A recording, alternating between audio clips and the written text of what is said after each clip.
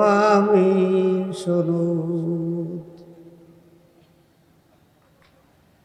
আমি যে কথাটা বলছি বুজুর্গ ফার্সি কবিতার মাধ্যমে এই কথাটাই বললেন, মা নাবুদিন আমরা ছিলাম না,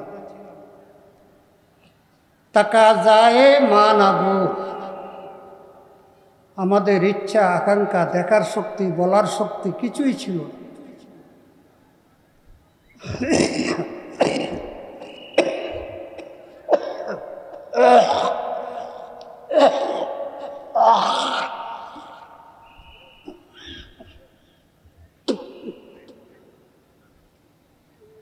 লطফে তো না গোপ্তাজে মামি সনদ।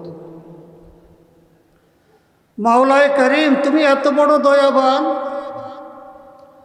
এত বড় মেহেরবান, যে দরখাস্ত করি নাই, করার ক্ষমতা ছিল না, সেই দরখাস্ত তুমি কবুল করে নিছ। হিংস্র জানোয়ার না বানাইয়া সৃষ্টি সেরা মানুষ বানিয়েছ, আলহামদুলিল্লাহ।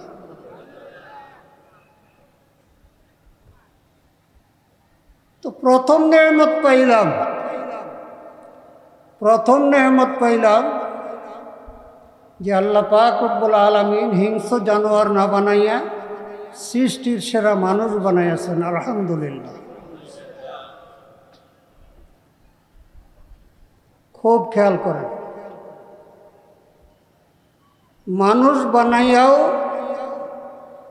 আল্লাহ পাক ইচ্ছা করলে ইহুদি খ্রিস্টান হিন্দু বৌদ্ধ নাস্তিকের ঘরে পাঠাইয়া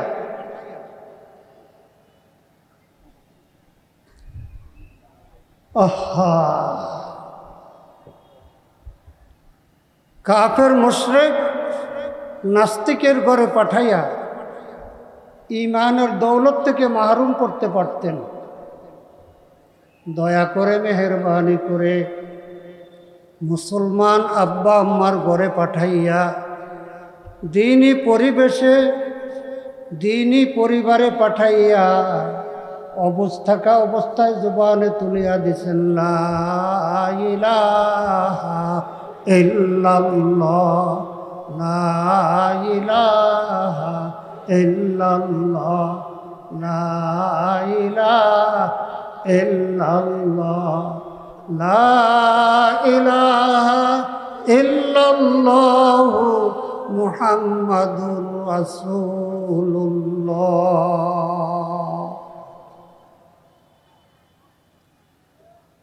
আমার ভাইয়েরা, এই কালেমা কখন পাইছি? অবস্থা 3-4 বছরের বাচ্চা কালেমা পড়তে পারে না?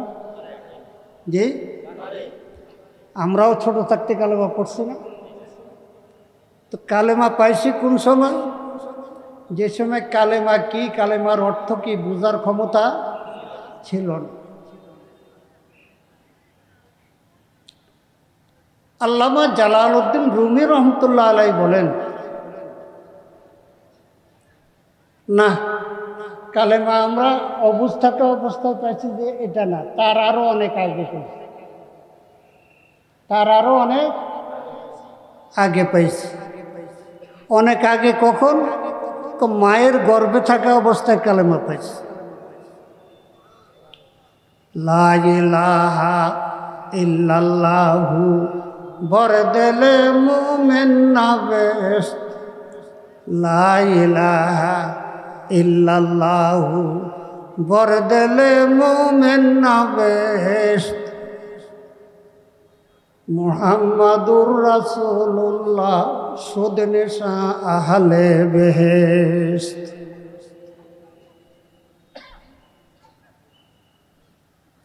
আল্লাহ পাক রব্বুল আলামিন প্রতিটি মুমিন বান্দার দিলের মধ্যে মায়ের গর্ভে থাকা অবস্থায় আল্লাহ পাকের কুদরতি হাতে তাওহীদের এই কালেমা লিখিয়া দিয়েছে। কুল্লু নাইন ইয়াতারাশাহু বিমা ফিহি, বোতলে যা আছে কাজ করলে তা পড়বে। পানি থাকলে পানি, মধু থাকলে মধু, দুধ থাকলে দুধ, পেশাব থাকলে পেশাব, ভিতরে যদি কিছু না থাকে কিছুই পড়বে না। যাদের মুখ দিয়া কালেমা বাহির হইতে আছে, যাদের জবান দিয়া কালেমা বাহির হইতে আছে, এদের প্রত্যেকের দিলের মধ্যে কালেমা লেখা আছে। হায় হায় হায় হায় হায়। বলে একটা লোক নামাজ পড়ে না, রোজা রাখে না, যাকাত দেয় না, হজ করে না, কিন্তু কালেমা পড়ে। জবান দিয়ে কি বাইর হইতেছে? কালেমা বাইর হইতেছে। তার দিলের মধ্যেও কালেমা লেখা আছে, তার দিলের মধ্যেও কালেমা লেখা আছে। এখন প্রশ্ন হইল, নামাজ পড়ে না, রোজা রাখে না, শরীয়তের হুকুম হাকাম পালন করে না, তো এর দিলের ভিতরে যে কালেমা আছে এর দ্বারা লাভ হবে কি? এর দ্বারা কি লাভ হবে? আল্লাহু আকবার, আল্লাহু আকবার, আল্লাহু আকবার। পেয়ারা রাসূল সাল্লাল্লাহু আলাইহি ওয়াসাল্লাম একদিন খুব চিন্তিত অবস্থায়, মানুষ যখন খুব চিন্তিত হয় কোনো বিষয় নিয়ে, তখন মানুষের মধ্যে না থাইকা একা নির্জনে গিয়ে একটু বসে থাকাটা পছন্দ করে। তো রাসূল করিম সাল্লাল্লাহু আলাইহি ওয়াসাল্লাম মাথার উপরে চিন্তার পাহাড়। কি চিন্তা? উম্মতের চিন্তা। বিরাট বড় একটা খেজুরের বাগান মদিনা শরীফে।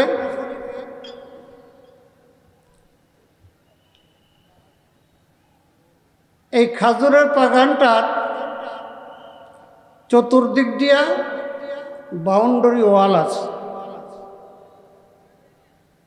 তো এক জায়গা দিয়া বাউন্ডারি ওয়াল উপরে ঠিক আছে, নিচে দিয়া ওই পানির স্রোত যাইতে কতটুক ভাঙ্গা গেছে, মানুষ সোজা হইয়া ভিতরে ঢুকতে পারে না। ভিতরে ঢুকতে হইলে একটু মাথা নিচা করে বসি তারপরে ঢুকতে হয়।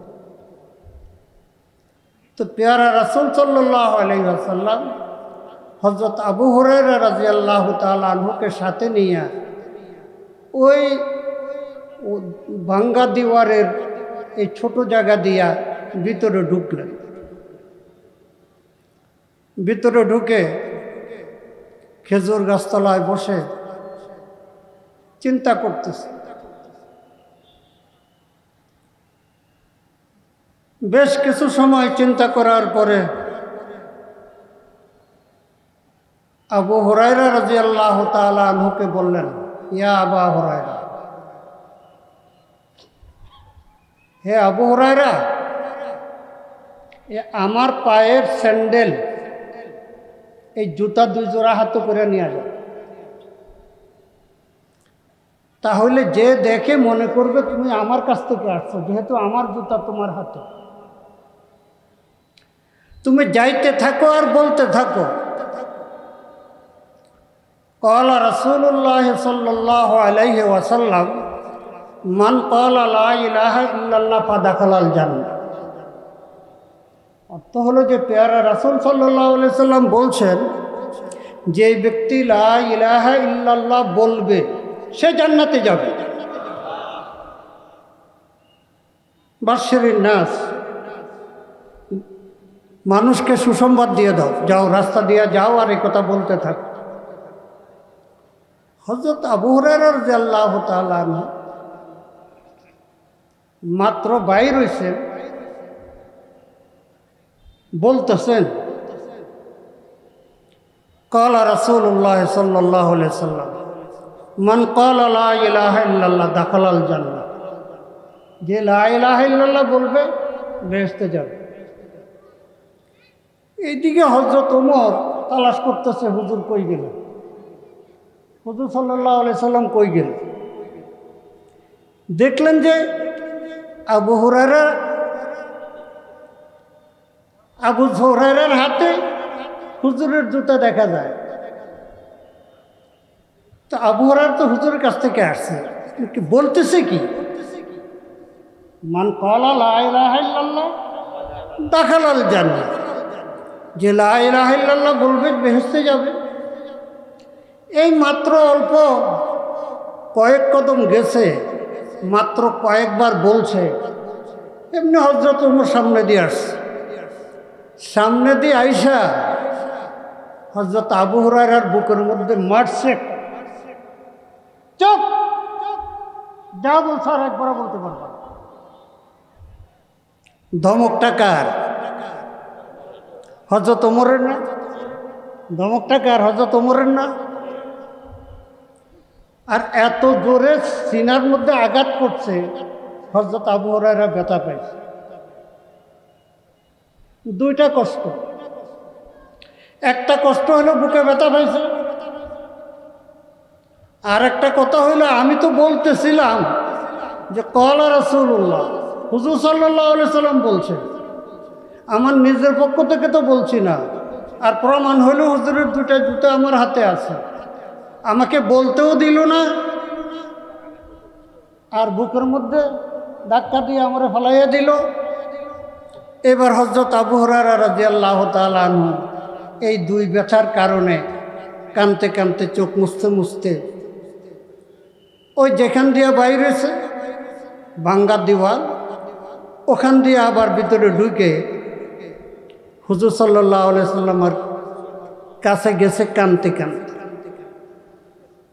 ওমর চিন্তা করলো আবু হুরায়রা তো নিজের পক্ষ থেকে বলে নাই, হুজুরের পক্ষ থেকে বলছে।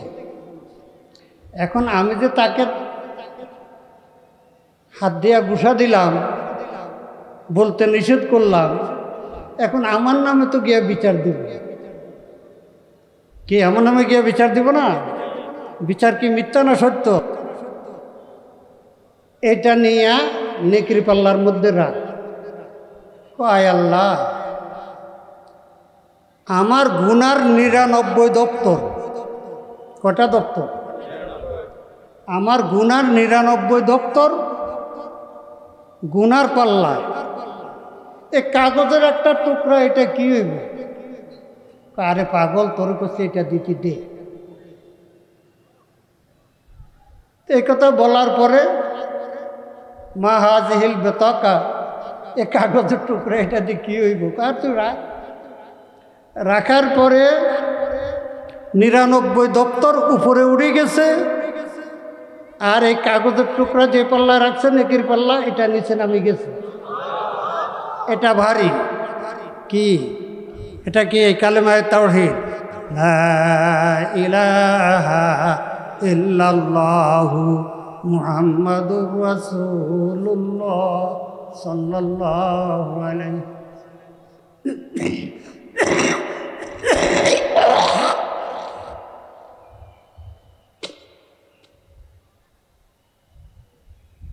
দেখেন না, আমাদের দেশেও ফাঁসির আসামি।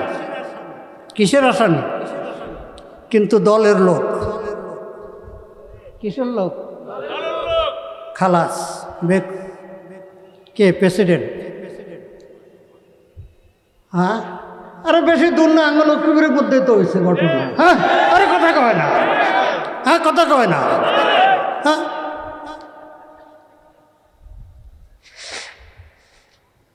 কারো গাত লাগলে লাগুক, আমি কারো গাত লাগানোর লাই কই না, সত্য বাস্তব যেটা এটা কইতে। কেউ টানে নিয়ে নিজের গাত লাগাইয়েন না। দাওয়াত দিতে চিন্তা করেন না। বাবা রে বাবা, কোন আমলে?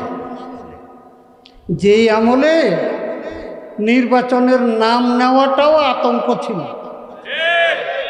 কি? একবার না দুইবার হাত ফাঁকার বাতাস দিয়া নৌকা ডুবাইয়া দিছে। কি? চরকাদিয়া ইউনিয়নের চেয়ারম্যান। কি ক্ষমতা কে ছিল? আওয়ামী লীগ ছিল না? আচ্ছা, তারপরে উপজেলা নির্বাচন, এক ইউনিয়ন না, এখানে 9টা ইউনিয়ন। এই নির্বাচনে নামলাম, নাইমা দেখি যে আরে আমার পিছনে আমার যারা তারাও আমার সাথে নাই। কি ইশারা করলে আমার যারা তারাও আমার সাথে নাই। দরি দরিয়ায় বেপায়া দরি তোফানে মোজাফদা দিলাব গন্ধম বিসমিল্লাহ এ মজরে হাওয়া মুরসাহা। আমি মাঠে নেমেছি আল্লাহর জন্য, আল্লাহর উপর ভরসা করে। এই জন্য কে আমার সাথে আছে না আছে সেটা আমি দেখি নাই, আমার মালিক আমাকে কামিয়াব করছে। এই কথাটা বললাম এই সময়, যে সময় কথা বলা অসম্ভব ছিল সেই সময় কথা বলা বাদ দেই নাই কারো ভয়ে। এখন কার ভয়ে কথা বাদ দেব? এখন কার ভয়ে কথা বলা বাদ দেব? আমাদেরকে চিনেন নাই, ভালো করে চিনে নেন, আমাদেরকে চিনে নেন। ইন্না সলাতি ওয়া নুসুকি ওয়া মাহইয়ায়া ওয়া মামাতি লিল্লাহি রাব্বিল আলামিন। আমাদের নামাজ, আমাদের রোজা, আমাদের হজ, আমাদের যাকাত, আমাদের কুরবানি, এমনকি আমাদের জীবন মরণ সব কিছু আল্লাহর জন্য। আমাদের রাজনীতি আল্লাহর জন্য। মান আহাব্বা লিল্লাহি ওয়া আবগাযা লিল্লাহি ফাকাদ ইসতাকমালাল ঈমান। যেই ব্যক্তি কেউকে ভালোবাসবে তো আল্লাহর জন্য, কেউকে খারাপ জানবে, কারো বিরুদ্ধে কথা বলবে, কারো সাথে দুশ্মনী রাখবে, এইটাও আল্লাহর জন্য। সুতরাং আমাদের সম্পর্কে মন্তব্য করতে একটু কমপক্ষে 24 ঘন্টা আগ থেকে চিন্তা করবে, নতুবা নিজের পায়ে নিজে কুঠাল দেবেন, আমাদের কিছু করতে পারবেন না ইনশাআল্লাহ। তো ভাইরা, আপনারা এগুলি জানি শুনি আমরা দাওয়াত দিচ্ছেন না যে এটা পুরান পাপী। কি এটা পুরান পাপী? এটা 2 বার ইউনিয়ন পরিষদের চেয়ারম্যান ছিল, আবার উপজেলা চেয়ারম্যান ছিল, কাউকে পরবা করে কথা বলে না।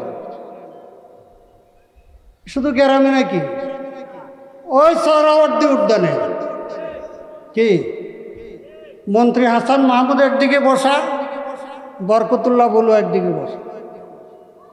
কি বলছি? যে দেশে করোনা মহামারী আসছে, সবাই চিন্তিত, মহামারী থেকে বাঁচবে কি করে, মহামারী থেকে বাঁচবে কি করে, কবে কোন দেশ থেকে ভ্যাকসিন আবিষ্কার হয়, সবাই আল্লাহ আল্লাহ করতেছে। যাক, আলহামদুলিল্লাহ ভ্যাকসিন আবিষ্কার হলো, আপনার লাই অনেক মানুষের ক্ষতি হইতে আছে বইয়ের। তো ভ্যাকসিন আবিষ্কার হয়েছে, সবাই খুশি। কি এখন আর মহামারীর ভয়? মহামারীর আর এখন ভয় নাই।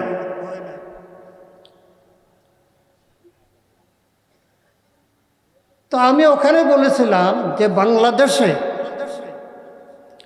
ভোট চুরি আর ভোট ডাকাতির মহামারী চলছে।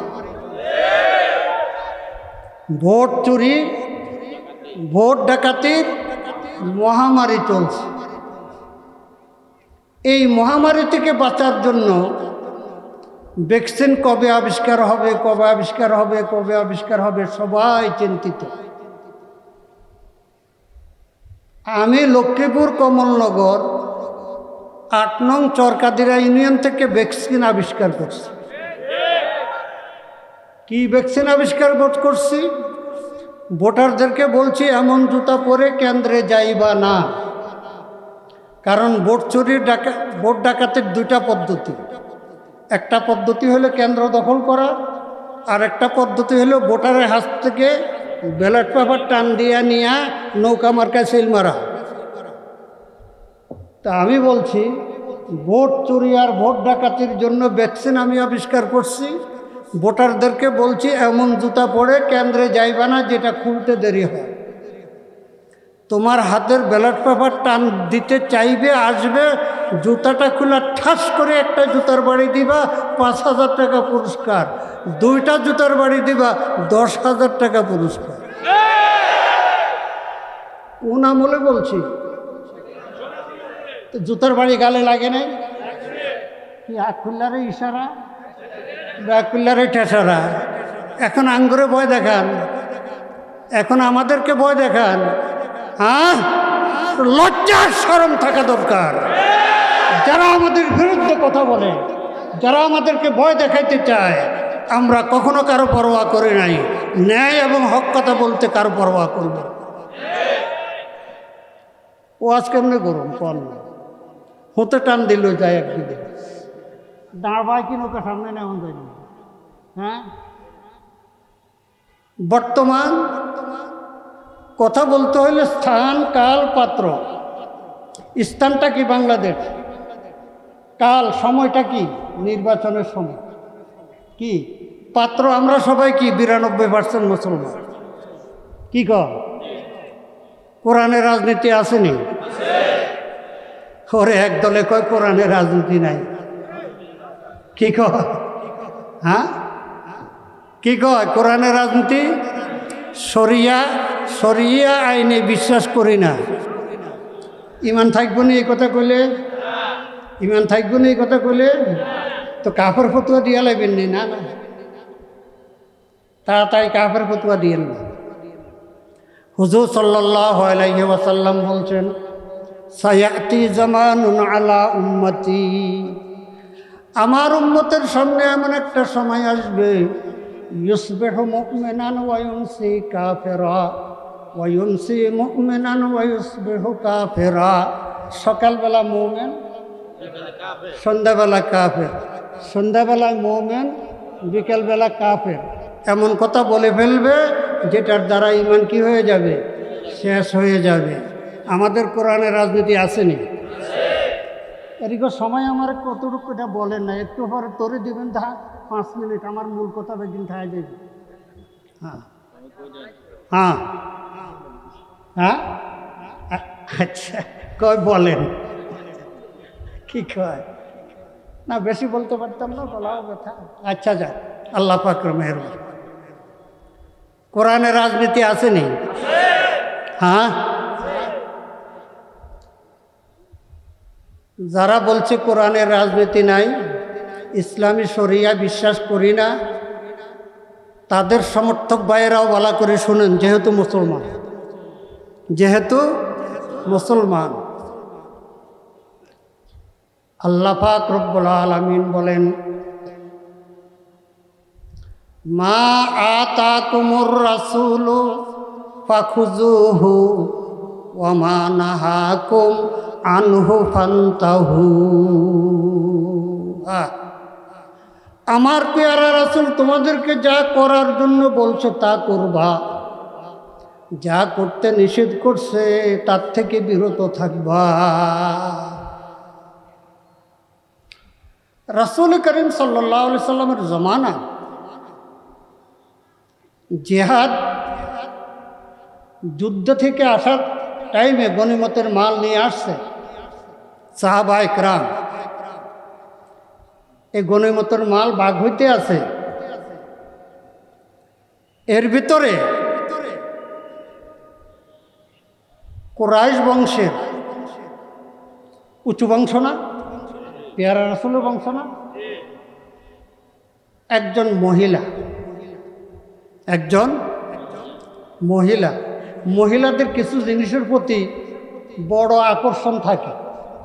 পরে কি হইব না হইবে চিন্তা না হইয়া কি, তো সুন্দর একটা অলংকার ছিল, তো ওই কুরাইশের ওই মহিলা ওটা চুরি করছে। তো এই মূল্যবান এই গয়নাটা ছিল, সবাই দেখছে, গেল কই? কারা নিতে পারে, কে নিতে পারে, তাল্লাশি করতে করতে কি পাওয়া গেল? ও কুরাইশের ওই মহিলার কাছে পাওয়া গেল। এখন চুরি ধরা পড়ছে নি? হ্যাঁ, শুনে রাখো মুসলমান, শুনে রাখো, কান খুলিয়া শুনে রাখো। হ্যাঁ, হুজুর সাল্লাল্লাহু আলাইহি সাল্লামের কাছে নিয়ে আসছে। এখন চুরির বিচার কি? হাত কাটা। আইন এটা কার? আইন এটা কার? আইন এটা কার?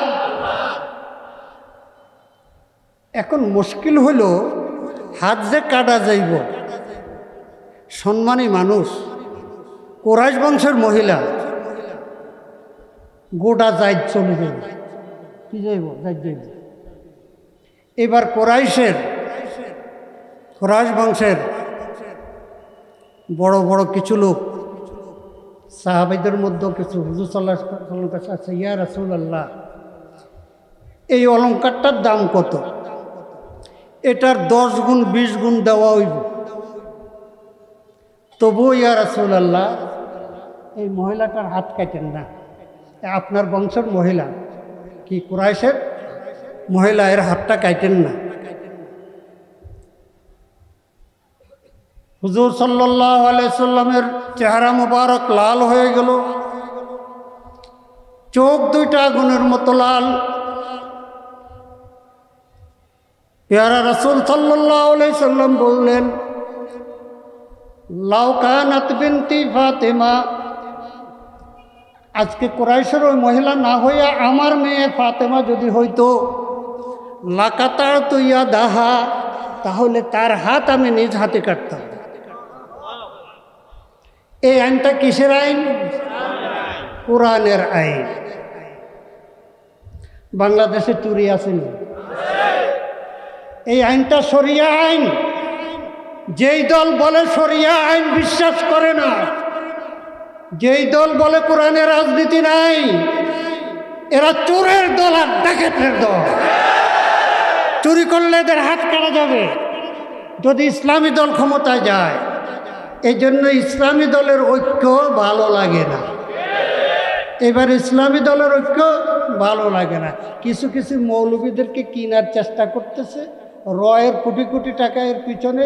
কিছু কিছু মৌলবী বিক্রিও হয়ে গেছে, পরে আপনারা জানতে পাবেন ইনশাআল্লাহ। হায় হায় হায় হায়, আপনারা দোয়া করেন আগামী সংসদ নির্বাচনে আমাকেও নাকি নির্বাচন করতে হবে। দলের পক্ষ থেকে নমিনেশন দেওয়া হয়েছে, কার্যক্রম শুরু হয়েছে। এ দোয়া করেন আমার লাঠিটা লইয়া নিয়ে একটু সংসদে যাইতে পারে।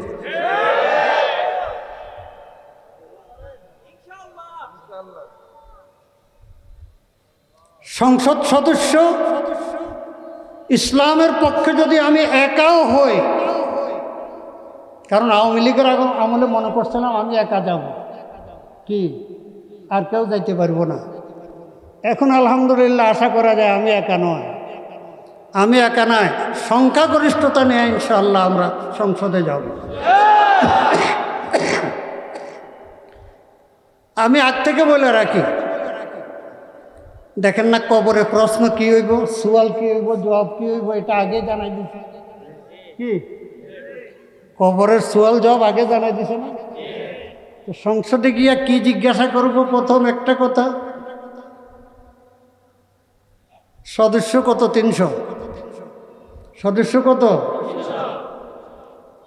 আমি একটা কথা জিজ্ঞাসা করব, জনগণ আমাদেরকে ভোট দিয়ে সংসদে পাঠিয়েছে ইসলাম, দেশ, মানবতার কল্যাণে কথা বলার। বাংলাদেশের সবচাইতে বড় সমস্যা কোনটা? আরে আমনে কোনটা? এটা হেতা করতাম বার কর, কি এটা হেতা করতাম বার কর। বাংলাদেশের সবচাইতে বড় সমস্যা কোনটা বলতে বাধ্য হবে, আর নতুবা মুখে তালা লাগাইয়া চুপ করে থাকবো। বলতে হবে যে বাংলাদেশের সবচাইতে বড় রোগ হলো ঘুষ এবং দুর্নীতি। বাংলাদেশের সবচাইতে বড় রোগ ঘুষ এবং দুর্নীতি। আমলাগুলো ঘুষ খায়, আর কামলা যেগুলো আছে কামলা কামলা বুঝছেন চাকর, জনগণ ভোট দিয়ে যাদেরকে পাস করাইছে এগুলো হলো কামলা। এগুলো দুর্নীতি করে, আর এই দুর্নীতির ভাগও আমলা করে দেয়। এই দুর্নীতি ব্রিটিশ আমল থেকে শুরু হয়েছে, ভালো করে বুঝেন। আমি কোনো এক দলের বিরুদ্ধে, কোনো এক ব্যক্তির বিরুদ্ধে কথা বলবো না। না,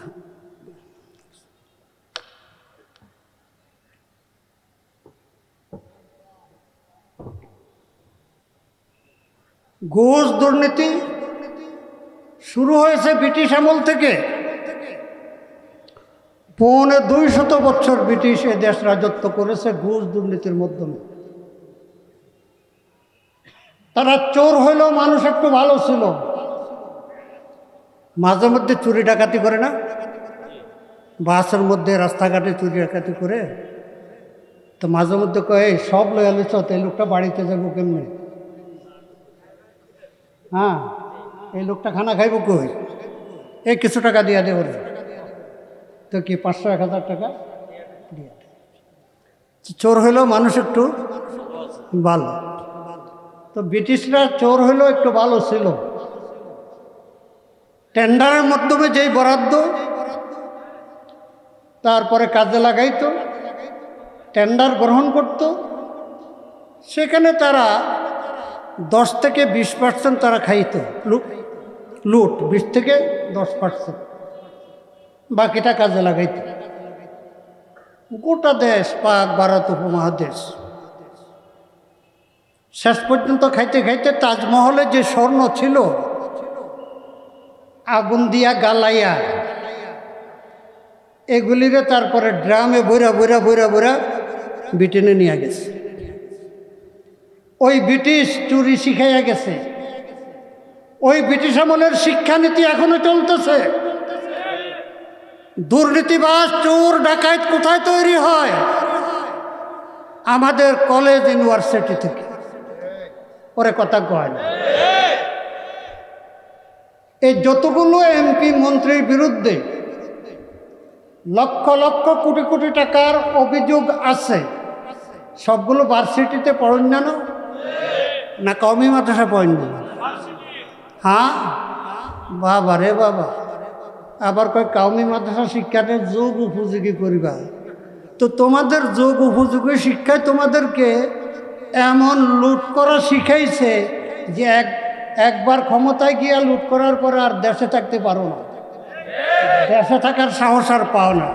আর 3বার ক্ষমতায় থাকার পরে তো এমন অবস্থা, কোথায় জায়গায় গিয়া পালাইবে সে জায়গাও পায় না।